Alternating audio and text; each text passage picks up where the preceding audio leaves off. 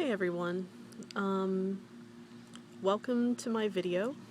Uh, Basically, this is my first video just talking, like discussion-wise, and I know I had, ones where I was covering songs that I,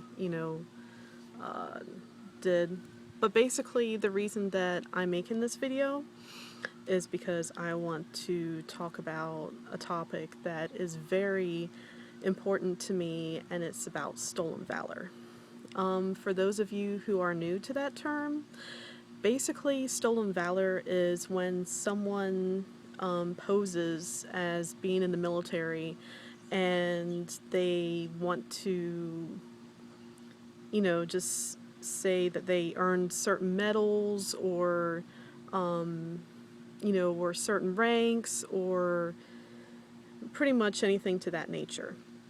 And the reason why this is so important to me is because I was a victim of, having someone, do just that. And unfortunately, the person that did that to me was my very own husband. And I am separated from him.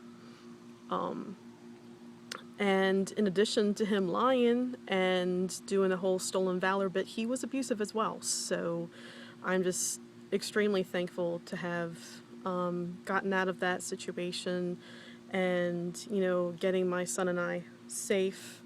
So I'm just very thankful for that. Now, I don't know if any of you guys are familiar with this artist, but he is a rapper and he is an Army veteran, and he goes by the name of Soldier Hard. And I know I have explained to him about my situation and just gave him, details about, what my husband did. And I was talking to him before, this happened, so we just kind of chit-chatted back and forth every now and then.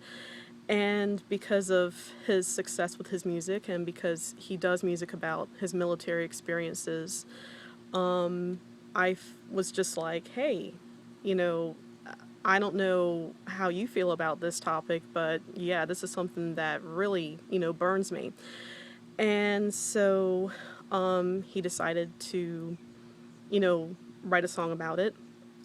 And it is due out August 15th, so please go to iTunes, go ahead, download it. It's not just iTunes. I know he said there's lots of avenues to go through, but if you want any further information, as soon as I post this, I'll see about links and whatnot as the date comes around. But basically, the sample that I've heard is just insane. And it's just, it actually made me cry because there was just so much pain that I've had to deal with, from my husband. And so basically, I'm just going to give a little account as to a little background on my military experience and then what my husband was claiming, and basically shed some light, on, why stolen valor, is so important to me, like why this issue needs to be addressed.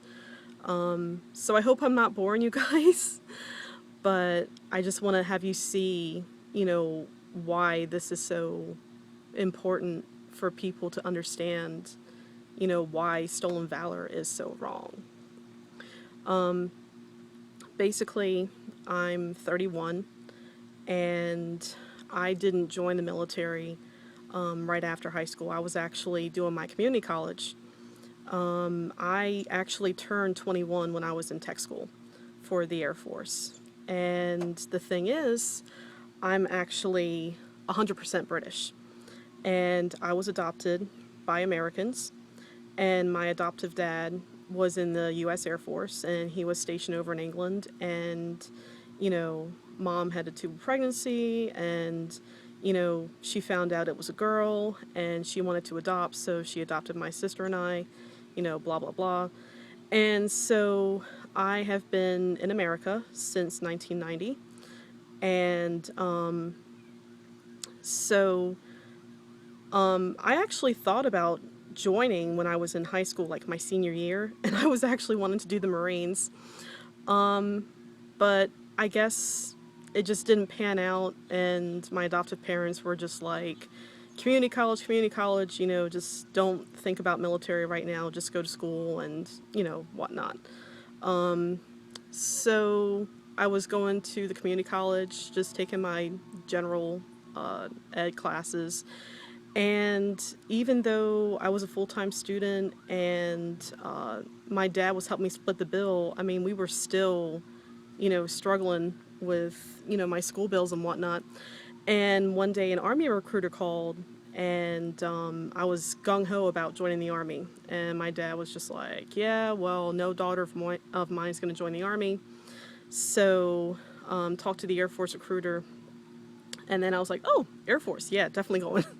So I was on the delayed entry program. And when I went to the MEPS, which is the Military Evaluation Processing Service, I think. I'm sorry, it's been a while. But anyway, this is a place where you go and you take your ASVAB, and it basically says, based on your scores, what jobs that, go with, your score, and they do like your physical exam and whatnot. Well, that day that I went for the first time to take the ASVAB and whatnot, it was August 31st of 2001. And so what happened is, of course, 12 days later, 9/11 happened. And I was working at a grocery store at the time. And I was working at the customer service desk, and all of the regular customers, co-workers, they knew I was going into the military.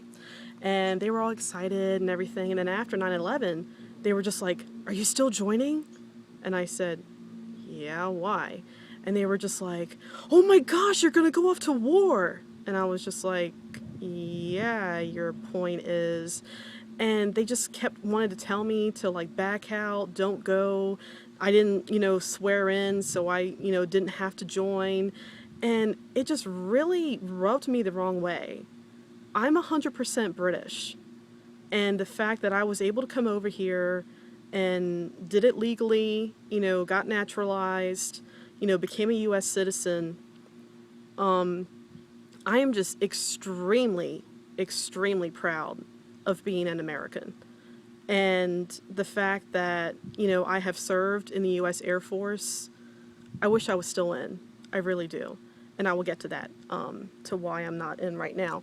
But anyway, so, and just like Soldier Hard in, his Freedom of Speech song, how he mentioned, we were all gung-ho after 9/11. We were all like, yeah, American flags this, American flags that. And being at the grocery store, I saw like paper cups, plates, napkins, paper towels, and, cloths to go over the table, and flags to fly on your car, and bumper stickers, and all this stuff. And you know what? About 3 months later, it just... And I'm like, really? I mean, we were attacked, and, you guys are not going to want to fight for your country, So that didn't stop me. I mean, I was on a 6-month delayed entry program, had to wait for my job to open up. And I went in, and like I said, I turned 21 when I was in tech school. And then I was stationed in Germany for 2.5 years. And I also did a deployment to Kuwait in 2004. And to be honest, I don't really think it's a deployment. As chair force, it was only 3 months.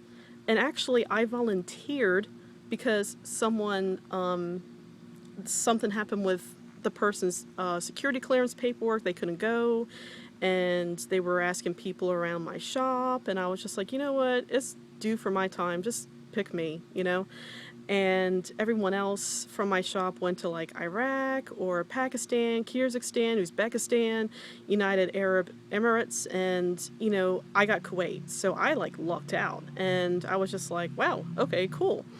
So I go, and what happened is, I'm not going to go into detail because it's kind of like opening like a band-aid with like the wound where it's still fresh. But basically, I suffered from MST, which is military sexual trauma, on my deployment. And so the PTSD, the PTSD didn't, you know, come, it didn't show up until 4 months after I got back. And, I'm sorry.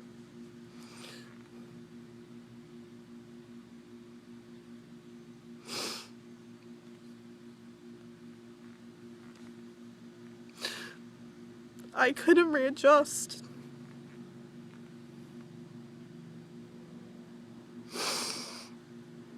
I couldn't function. And so basically, I had to go see a psychiatrist post like twice a week. I was on different medications. And they did a medical board, did the whole, seeing if I qualified for a medical discharge, and I was medically discharged with post-traumatic stress and major depressive disorder. I did 3 years, like literally 3 years, like a month and like 11 days, but who's counting, right? And luckily I, qualified for, VA benefits and my post 9/11 GI Bill. And so the thing that really, really bugs me is the whole way that I met my husband. And yeah, it's kind of like shameful to admit, but I met him, on Facebook, yes I did. But I met him on a military with PTSD page. And he wanted to say that he was an Army vet, that he did numerous deployments to Iraq and Afghanistan. He had PTSD, he had TBI, which is TBI is traumatic brain injury.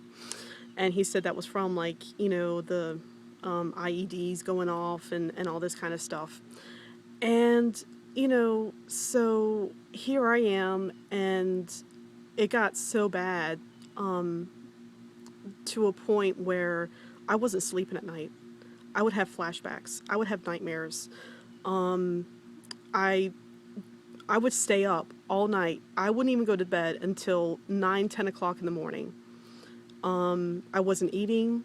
I had suicidal thoughts, guilt, survivor's guilt. I mean, even though I wasn't in a combat zone, I just felt like, why couldn't I have gone over, when I was deployed? Why couldn't I have died?